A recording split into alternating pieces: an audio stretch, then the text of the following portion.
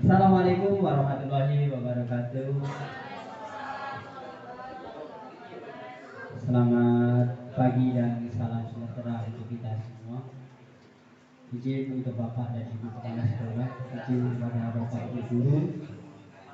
Alhamdulillah, puji syukur kepada Allah SWT karena hari ini kita bisa berkumpul kembali, bertemu kembali di acara rutinan bulanan kita yaitu KKGK yang harusnya di SD Perintis, SD Musipa karena suatu hal maka lokasi dipindah di SD 53. Untuk hari ini izin Bapak Ibu guru untuk menyampaikan aksi nyata pengimbasan budaya positif modul 1.4. Perkenalkan, nama Edi Mulyono, saya adalah calon guru penggerak angkatan 6 Kabupaten Batanghari yang alhamdulillah sampai hari ini sudah hampir 3 bulan mengikuti pendidikan guru penggerak, dan semoga rekan-rekan yang lain mengikuti setidaknya jejak saya walaupun saya duluan. Oke Bapak Ibu guru, kita langsung saja dalam aksi nyata kali ini yang akan saya bahas yaitu tentang budaya positif, di mana modul ini ada di modul 1.4.9.A1. Nah, jadi dalam modul ini memang modul yang sangat berat bagi kami khususnya CGP karena di sini permasalahannya sangat kompleks. Artinya salah pengelolaan berakibat fatal pada peserta didik kita. Untuk selanjutnya, mungkin Bapak Ibu tidak asing lagi dengan kata budaya positif. Nah, mungkin Bapak Ibu bisa menyampaikan apa itu budaya positif, khususnya di lingkungan sekolah. Apa itu budaya positif? Kebiasaan-kebiasaan yang baik. Ada lagi? Jadi dalam pendidikan guru penggerak ini kami dikasih sebuah materi, kami disuruh menjabarkan atau mencari solusi atas permasalahan-permasalahan. Jadi kita tidak disuguhi atau disuapin lagi dari fasilitator. Nah, untuk budaya positif ini memang berat materinya, beda dengan modul-modul lain. Ini lebih berat, lebih kompleks yang seperti saya bilang tadi. Nah, adapun budaya positif yang disampaikan oleh Bu Rismari tadi yaitu kebiasaan yang baik. Memang ya. Jadi kebiasaan-kebiasaan yang baik di sekolah itu dinamakan dengan budaya positif. Pasti Bapak Ibu di sekolah menemui suatu permasalahan dari anak didik, entah itu yang nakal, entah itu yang tidak mau belajar, entah itu yang ribut, entah itu yang tidak mau masuk, atau entah yang lain. Bapak Ibu pasti menemui. Bukan hanya guru, mungkin Bapak kepala sekolah, Ibu kepala sekolah, penjaga sekolah pasti menemui masalah-masalah yang lain. Jadi kali ini saya perlu tentang budaya positif. Nah, tapi sebelum membahas budaya positif, saya akan menyampaikan tentang filosofi pemikiran Ki Hajar Dewantara. Siapa itu Bapak Ki Hajar Dewantara? Bapak pendidikan kita. Kemarin saya bertanya kepada anak, ini gambar siapa? Ki Hajar Dewantara. Kebetulan anak Afwan. Jadi pahlawan apa beliau? Kebetulan hari ini hari pahlawan. Kalau pahlawan di bidang apa, anak-anak belum ada tahu. Nah, jadi Ki Hajar Dewantara ini mempunyai filosofi pemikiran yaitu menuntun tumbuh kembang anak sesuai dengan kodratnya, yaitu kodrat alam dan kodrat zaman, untuk mencapai keselamatan dan kebahagiaan yang setinggi-tingginya baik sebagai manusia maupun anggota masyarakat. Jadi tugas Bapak dan Ibu guru sekarang yaitu menuntun tumbuh kembang anak. Anaknya siapa? Ya anak didik kita. Sesuai dengan kodratnya, kodrat alam dan kodrat zaman. Kalau kodrat alam sesuai dengan alamnya, lingkungan sekitar, lingkungan sekolah, karakteristiknya, sifatnya. Kalau kodrat zamannya sesuai dengan perkembangan zaman sekarang. Sekarang zaman apa? 4.0. Bukan lagi zaman kita dulu. Kalau zaman kita dulu mungkin masih narik mobil-mobilan dari tanah. Kalau sekarang udah anak gaming, anak YouTuber, anak TikTok. Jadi kita sebagai guru harus menyesuaikan dengan kodratnya. Gunanya untuk apa? Untuk selamat dan bahagia. Ada kata selamat, kebetulan di sini ada Pak Selamat juga, dan bahagia yang setinggi-tingginya agar anak itu kedepannya dapat selamat dan bahagia sesuai dengan perkembangan, kalau sekarang dengan fasenya. Nah, apa hubungannya dengan budaya positif? Dalam perkembangan anak itu pasti kita menemui laku atau tingkah laku anak. Tidak mungkin dari 10 anak ini mempunyai tingkah laku yang sama, pasti berbeda. Di kelas saya ada 9 orang. Ada yang pendiam, ada yang over, ada yang setengah, ada yang super duper super, pokoknya aktif. Dari 9 anak, apalagi anak bapak ibu yang 30, yang 25, dan yang 32, pasti mempunyai karakteristiknya masing-masing dan mempunyai tingkah lakunya masing-masing.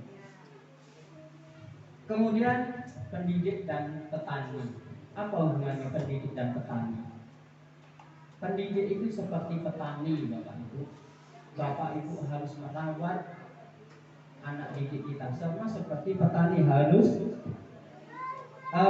mampu merawat tanamannya, memahami kebutuhan tumbuh kembangnya, menjaga dari hama dan lainnya agar mendapatkan hasil panen yang terbaik. Jika berkebun sawit, maka seorang petani sawit harus mengerti kebutuhan sawitnya. Jika usaha walet, harus tahu apa yang dibutuhkan walet. Iya kan Pak Heri? Tidak mungkin walet butuh makan dikasih tahu, pasti tidak mau. Tidak mungkin sawit kuning dikasih nasi, pasti tidak mau. Apa kebutuhan sawit? Jadi seorang petani harus paham. Begitu juga dengan pendidik. Ada anak kita yang over. Sebenarnya apa sih kebutuhan anak ini? Anak kita pendiam. Apa sih kebutuhannya? Mungkin Bapak Ibu guru sudah melaksanakan, mungkin belum tertulis Pak. Mungkin ada anak yang pintar dikasih soal-soal yang lebih sulit, bukan lebih banyak, lebih sulit, dengan tingkat kesulitannya masing-masing. Mungkin anak yang belum bisa membaca, dan mungkin disuruh membaca teks narasi sepanjang jalan. Ada anak yang baru berhitung 1 sampai 10. Ya kita sesuaikan dengan kemampuannya. Selanjutnya tadi yang seperti disampaikan Bu Liz, budaya positif itu adalah nilai-nilai dari kebiasaan di sekolah yang berpihak kepada peserta didik sehingga mereka dapat berkembang, berpikir kritis, penuh hormat dan penuh tanggung jawab. Jadi tujuan dari budaya positif ini kita lakukan di sekolah yaitu menuntut anak dapat berkembang. Nah, jangan anak sampai mati di sekolah. Mati ini bukan kasar, tapi mati dalam tanda kutip ya. Mati idenya, mati kreativitasnya, mati pengetahuannya. Sekolah sudah bosan balik. Ya. Di sekolah cuma 1 tambah 1 itu lama, tidak ada perkembangan lagi. Ya, jadi kita sebagai guru harus mengetahui apa yang menjadi kebutuhan murid agar bisa kita kembangkan sesuai dengan karakteristiknya, sesuai dengan tingkah lakunya. Kemudian dapat berpikir kritis. Di zaman sekarang kita lihat anak-anak kita banyak yang memegang gadget atau HP, entah apa yang dibuka. Entah itu salah atau betul, kita kan nggak tahu ya. Maka dari pendidikan dasar inilah kita ajarkan untuk berpikir kritis. Oh ini tidak baik, oh ini baik, oh ini harus dihapus. Kemudian penuh hormat. Adakah anak kita yang hormatnya sama dengan waktu kita masih anak SD? Berbeda tidak anak zaman SD kita dulu dengan SD zaman sekarang? Kalau zaman dulu seingat saya, ketika saya mau melewati kantor atau pintu kantor itu seperti melihat genderuwo di situ, menyeramkan. Tapi sekarang anak Pak izin minta bola. Tidak lama lagi Pak masuk minta catur. Tidak ada lagi lari-lari di kantor. Rasa takut, rasa hormat kepada pendidik itu berkurang, bukannya tidak ada, tapi berkurang. Dan penuh tanggung jawab dengan apa yang mereka lakukan. Selanjutnya, untuk mendukung budaya positif, Lingkungan sekolah harus menyediakan tempat yang nyaman dan aman. Sudah nyaman atau belum sekolah kita untuk anak? Sudah aman atau belum? Aman. Aman. Nyaman? Insya Allah. Nyaman, insya Allah. Sekolah itu adalah rumah kedua bagi anak. Kalau Bu Sipa nyaman belum, karena jalannya buruk, nak balik Bu Sipa ya. Nah, dengan maksud agar murid dapat berpikir, bertindak dan mencipta secara merdeka, mandiri dan bertanggung jawab. Yang dikatakan anak merdeka itu adalah mampu menentukan pilihan sendiri. Kayak negara Indonesia yang merdeka, mampu menentukan pilihan sendiri. Nah, Melani, merdekanya Melani besok di mana? Mampu menentukan jodohnya sendiri. Nah, ya kan? Pak Ari Jeffrey mampu menentukan jenis mobil yang mau dibeli. Itu merdeka. Nak mau beli mobil, ini. Itu belum merdeka. Nah, mandiri adalah mampu melakukan sesuatu tanpa bergantung pada orang lain. Ketika anak sudah mandiri, beliau diminta untuk mengerjakan suatu soal, dia akan sekuat tenaga mengerjakannya. Saya tidak akan bertanya sebelum saya atau kepala saya berasap. Itu bagus. Jangan sedikit tanya. Itu berarti belum menjadi anak yang mandiri. Apalagi sebagai guru, dikit-dikit nanya. Itu saya, bukan Bapak Ibu ya. Pak, saya tidak paham ini. Pak, saya tidak paham ini. Sumber sekarang kan banyak, dari Bang Google, dari Bang YouTube, ya kan?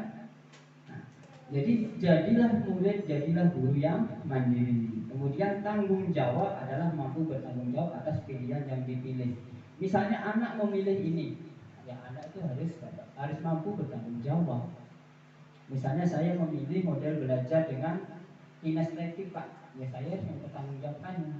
Saya audio Pak, ketika saya minta untuk mengerjakan soal ini dengan pilihan kamu, ya kamu harus mempertanggungjawabkannya.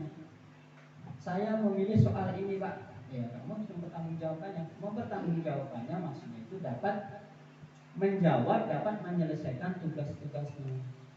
Oke? Seperti nanti insya Allah Pak Mus, beliau ini harus bertanggung jawab jika nanti menjadi seorang abdi negara atau pemimpin. Ya Pak Mus, semoga dan insya Allah doa kami menyertai Bapak. Ya. Insya Allah. Tapi bukan tim sukses kami Pak. Dan selanjutnya, apa kaitan budaya positif dengan disiplin dan kontrol? Melani, disiplin itu apa? Dari dulu di SD kamu harus disiplin, disiplin waktu, disiplin ini, disiplin itu. Apa arti disiplin itu? Menaati aturan. Ketika Melani disiplin, itu perasaannya terpaksa atau sukarela? Sedang-sedang saja. Ketika kita harus mematuhi suatu peraturan, biasanya kita itu dilakukan dengan terpaksa. Ada tekanan. Kalau tidak percaya harus kepo jam 2.30. Ya. Terpaksa tidak tuh? Ya terpaksa karena aturannya seperti itu. Ya. Dan kontrol. Siapa yang dapat mengontrol? Diri sendiri. Kalau tidak percaya coba Bapak Ibu kepalkan tangan. Ada duit 5.000 di situ, ada 100.000. Diminta Pak Maul.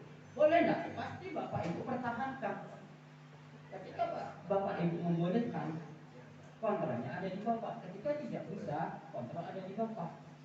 Sama dengan anak murid, kontrolnya bukan ada di guru, kontrolnya ada di anak.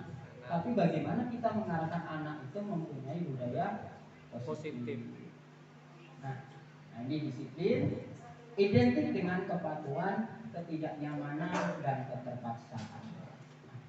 Sedangkan di sini disiplin positif, bukan disiplin negatif ya. Yang kita terapkan di sekolah itu adalah disiplin positif. Adalah mengacu kepada bagaimana seorang guru membimbing muridnya dalam menumbuhkan disiplin diri karena motivasi internal untuk mewujudkan murid yang merdeka. Jenis motivasi ini ada dua, motivasi internal atau dalam diri kita dan eksternal dari luar. Kira-kira dari dua motivasi ini mana yang bertahan lama? Motivasi dari dalam diri Internal. dari luar? Dari dalam. Mana yang paling lama? Dari Dalam. kenapa? Karena secara sukarela. Karena secara Sukarela. dengan Sadar diri. sadar diri. Betul. Kalau motivasi dari internal ini adalah keinginan diri sendiri. Misalnya saya ingin jadi bupati, itu dari internal. Ketika kamu disuruh jadi bupati dan kamu nggak mau, itu dari eksternal, tidak bakal bertahan lama. Begitu juga dengan seorang guru. Jika niat Bapak Ibu menjadi seorang guru karena internal, insya Allah menjadi guru yang bisa menjadi teladan anak. Ketika kalau motivasinya sudah eksternal karena A, karena B, karena C, mungkin ketika masa itu sudah lewat, semangat kita juga akan mengendur, juga akan habis oleh masa. Kemudian dengan memiliki disiplin diri, maka seorang akan mampu mengontrol diri dan menemukan sikap yang mengacu pada nilai yang diyakini. Dan di Indonesia nilai yang diyakini adalah profil pelajar Pancasila. Balik lagi ke kurikulum merdeka. Makanya sekarang yang digaungkan itu kurikulum merdeka, kurikulum merdeka. Mungkin tahun ini baru ada SD Wonosari, tetapi SD lain diminta untuk mandiri, mandiri berubah, mandiri berbagi, dan mandiri lainnya. Mereka berubah, mereka mendiri. Demikian untuk mewujudkan budaya disiplin positif, maka diperlukan kontrol diri terhadap perilaku. Jadi agar anak ini bisa melakukan budaya positif, kita harus bisa bukan memaksa lagi, tapi menuntut anak itu mempunyai disiplin yang positif. Ada 3 motivasi perilaku manusia. Yang pertama, pasti kita sering menemui anak-anak yang sering mencari perhatian dengan kita. Bapak, saya sudah selesai, Bapak konten.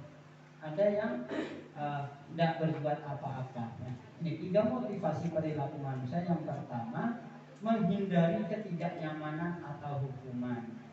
Biasanya ini motivasi dari eksternal, bersifat dengan hukuman atau peraturan.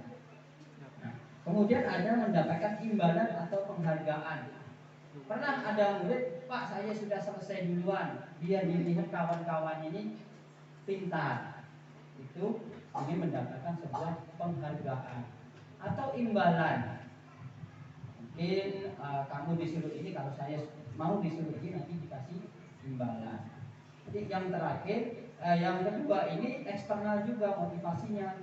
Terus yang ketiga ini menjadi orang yang mereka inginkan dan menghargai diri sendiri dengan nilai yang dipercaya. Kalau ini motivasi dari internal dan biasanya bertahan dalam waktu yang sama. Mohon maaf Bapak Ibu, ini agak kebut karena ada hal penting setelah ini. Kebutuhan dasar manusia sudah terpenuhi atau belum kebutuhan dasar manusia? Sudah? Yakin? Yakin? Beberapa kebutuhan sudah. Dasar manusia. Kita kaitkan lagi dengan lingkungan sekolah kita, bukan lingkungan umum ya. Kebutuhan dasar manusia atau murid kita itu ada 5. Yang pertama bertahan hidup. Yang kedua kasih sayang dan diterima. 3 penguasaan, kebebasan dan kesenangan. Saya beri suatu kasus, tolong Bapak Ibu analisis sebentar. Kasus 1.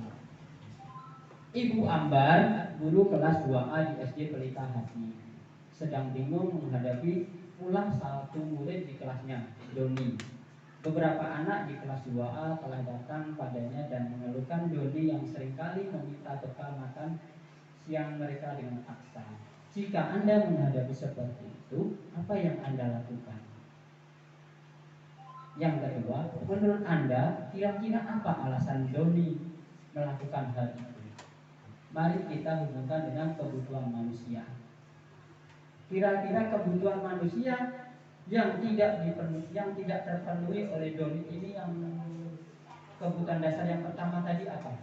Untuk bertahan hidup. Apa? Dari kasus ini, kebutuhan dasar yang belum terpenuhi dari Doni itu apa? Yang pertama, kita urutkan dulu dari bertahan hidup. Makan, betul, karena dia tidak mempunyai makanan. Yang kedua, merasa diterima atau disayang. Mana? Ini kasus kami. Kami lemparkan ke Bapak Ibu. Jika besok mengikuti program penggerak sudah digambarkan. Dari kasih sayang itu karena Doni dengan perbuatannya itu ingin mendapatkan perhatian dari kawan-kawannya. Saya ambil makanan buku lah, otomatis buku akan nengok. Yang ketiga tadi kebutuhan dasarnya adalah penguasaan. Dengan saya ngambil makanan kawan dan kawan takut, saya ini berkuasa, penguasaan, kebebasan memilih makanan. Atau mungkin bisa karena Doni ini dengan lauk yang itu saja dia bosan dan ingin bebas mencari makanan atau selera makanan yang lain. Kemudian kesenangan, karena dia senang dengan kawan itu dia jadi senang. Itulah kebutuhan dasar manusia. Bisa kita hubungkan dengan anak murid kita. Misalnya anak kelas, saya kelas 4, ada anak ini yang pendiam. Kira-kira apa ini yang kebutuhan dia yang belum terpenuhi untuk hari ini? Mungkin dia butuh perhatian sedikit. Mungkin dia butuh kebebasan. Ketika saya memberikan sebuah soal, kerjakan soal di depan. Saya beri kebebasan kamu, nak mengerjakan macam mana, nak mau lesehan monggo, nak mau lari-larian di luar monggo, nak mau mengerjakan tetap di meja monggo, menggunakan media lain terserah. Yang penting di akhir nanti ketika Bapak masuk atau ketika Bapak bertanya sudah selesai, kalian harus mempertanggungjawabkannya. Dan selanjutnya intinya ketika anak membuat kesalahan atau membuat suatu masalah itu dikarenakan kebutuhan dasarnya tidak terpenuhi. Bapak Ibu yang sudah mempunyai anak pasti menemui anak yang sering berbuat masalah. Itu bukan karena nakal, tapi karena ada suatu hal yang belum terpenuhi. Ada kan? Nah, misalnya dia minta mainan dan dikasih dan lain-lainnya. Tapi kita juga harus selektif. Nah, apa beda hukuman, konsekuensi, dan restitusi? Di sekolah kita ada peraturan. Ada. Siapa yang membuat? Kepala sekolah dan dewan guru. Kepala sekolah, komite, dan dewan guru. Melibatkan orang tua, melibatkan murid. Kalau untuk hukuman atau peraturan biasanya dibuat oleh orang tertentu dan biasanya bersifat memaksa. Suka tidak suka harus dilaksanakan dan terkesan menyakiti baik secara mental maupun fisik. Contohnya ketika anak terlambat sapu halaman, cuci WC, push up 1000 kali. Konsekuensi, ini yang agak turunannya dikit, adalah suatu peraturan yang dibuat bersama dengan murid dan anak, diajarkan bertanggung jawab atas apa yang telah dilakukannya. Nah, jika kamu melanggar peraturan ini, apa konsekuensi yang telah kita sepakati? Jadi anak merasa dia bertanggung jawab dengan perbuatannya. Kalau peraturan tadi kan enggak, saya enggak suka itu enggak. Tapi kalau saya melanggar kok kenapa dihukum? Tapi kalau konsekuensi ini memang saya tidak menyukai itu Pak, makanya saya tidak melanggar. Konsekuensinya saya tahu. Yang terakhir yaitu restitusi.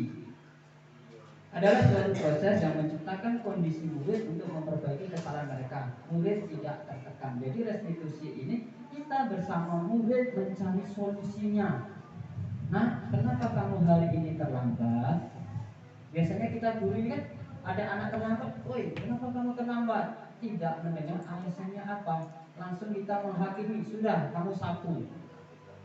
Kalau restitusi ini tidak, kenapa anak kamu terlambat? Karena saya bangun kesiangan. Nah, di situ kita sebagai pendidik dalam restitusi ini, Bapak dulu juga pernah bangun kesiangan. Itu adalah hal manusiawi. Sekarang bagaimana kita memperbaiki? Itulah restitusi. Selanjutnya kita sebagai guru ada 5 posisi kontrol. Bapak Ibu, 5 posisi kontrol ini mana yang sering dipakai? Penghukum kah? Pembuat merasa bersalah kah? sebagai seorang teman, pemantau atau manajer? Mana yang sering Bapak Ibu lakukan? Hukum. Penghukum, sama dengan saya, penghukum. Tapi setelah mengetahui ada posisi kontrol ini, kita berubahlah, setidaknya kita menjadi seorang teman bagi anak didik kita. Penghukum biasanya anak akan tertekan. Ketika anak ibu marah, pasti dia tertekan. Takutnya nanti di luar rasa dongkolnya ini dilampiaskan untuk hal-hal yang salah. Ada kejadian dulu karena anak didik marah gurunya, dia balik guru gara-gara sepele. Kita untuk posisi penghukum hapus. Kedua, pembuat merasa bersalah. Biasanya suaranya lembut, merasa dan membuat pembuat merasa tidak nyaman. Kamu hari ini terlambat. Tidak kasihan sama bapak. Bapak nanti juga dimarah oleh kepala sekolah kalau kamu terlambat terus. Jadi membuat anak itu merasa bersalah dengan perbuatannya. Posisinya teman. Saya ini ada Maul, Pak Maul terlambat. Bro, kenapa terlambat? Enggak lah, sinilah, gampanglah nanti saya atur. Nah, itu sebagai seorang teman. Pemantau itu adalah seorang pengawas yang bertanggung jawab akan yang dipantau. Posisinya berdasarkan peraturan dan konsekuensi. Jadi dia berpedoman pada peraturan yang ada dan konsekuensi yang telah dibuat tadi. Yang terakhir, kita harusnya setidaknya posisinya di manajer. Posisinya adalah berbuat sesuai dengan murid dan bersama dengan murid dan mencari solusi seperti restitusi tadi. Nah, ini selanjutnya adalah segitiga restitusi.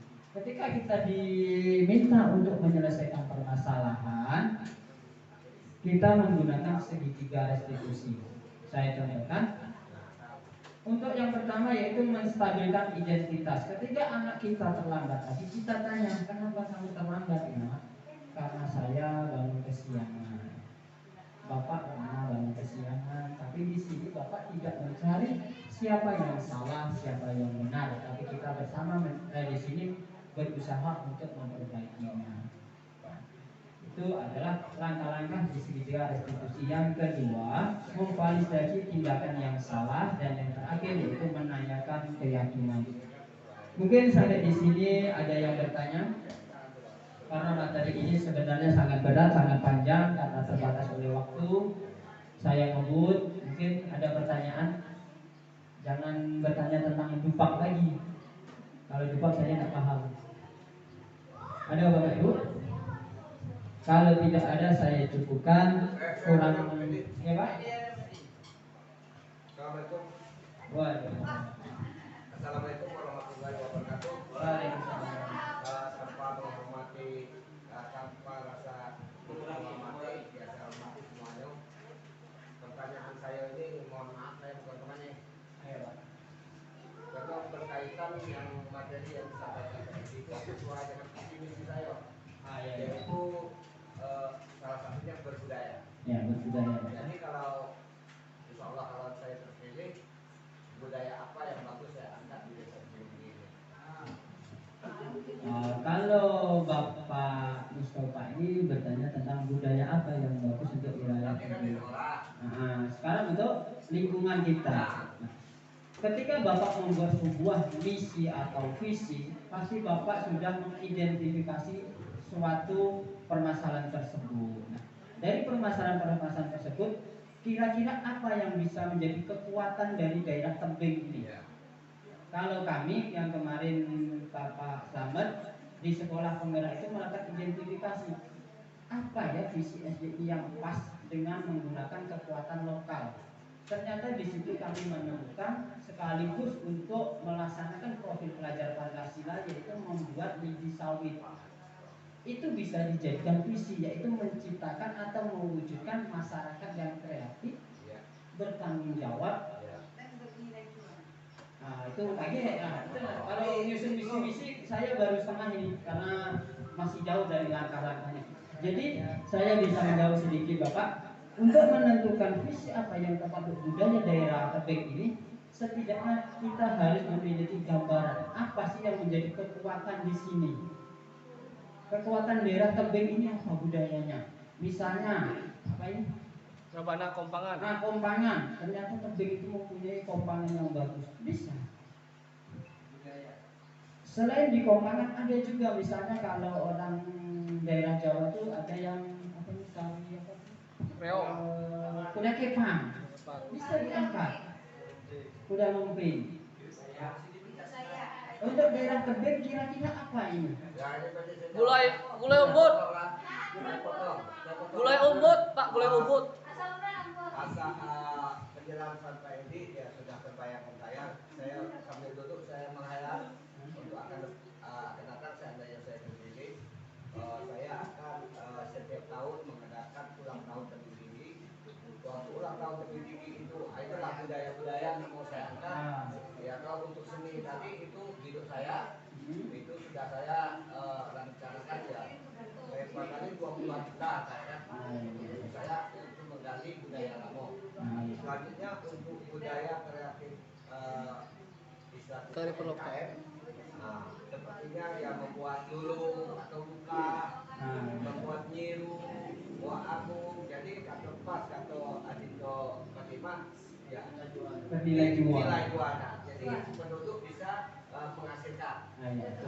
Sudah itu di sidang sini itu tadi ya sidang sini ya nanti kan ada dua suku ya Jawa dengan Tebing Tinggi. Suku Jawa apakah agung bagi yang Sunda? Kalau suku Jawa ya apa? Gamelan. Ya kita usahakan itu kan. Nah, sudah dapat gambaran walaupun di sini ya terima kasih Pak Dia. Oke Pak.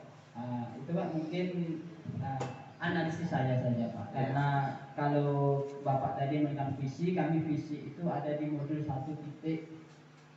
Bagaimana seorang pemimpin pembelajaran ini bisa membuat suatu visi jika nanti dia ditempatkan di posisi pemimpin sekolah atau kepala sekolah atau pengawas sekolah. Jadi walaupun ngomong dikit tapi betul ya. Saya tertarik dengan budaya tadi. Budaya ya Pak ya. Budaya positif apa yang jika nanti Bapak menjadi seperti yang Bapak ciptakan, kira-kira budaya apa yang akan saya kembangkan di daerah tersebut? Jika sebagai seorang guru, jika nanti saya sebagai seorang guru, budaya positif apa yang saya kembangkan di sekolah, biar menjadi aura itu menyebar di sekolah.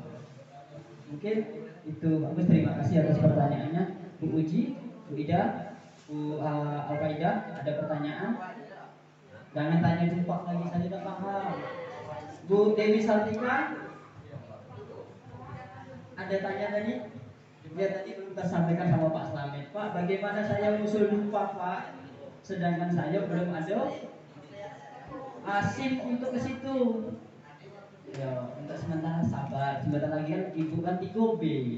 Saya masih di 3A Bu, karena nilai saya cuma 148. Nah, mungkin Bu uji lah bisa 3C, 3B ya Pak. Nah, tapi setelah lagi 3B. Nah, mungkin ada pertanyaan lain?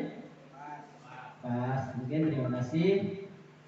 Terima kasih Bapak Ibu karena telah memberi kesempatan saya untuk melakukan aksi nyata dalam pendidikan guru penggerak. Semoga apa yang saya sampaikan ini bisa menjadi sedikit masukan dan bisa dilaksanakan di sekolah masing-masing. Kurang lebihnya saya mohon maaf, tidak ada maksud untuk menggurui dan menyinggung Bapak Ibu karena kita sama-sama belajar. Terima kasih. Saya akhiri. Assalamualaikum warahmatullahi wabarakatuh.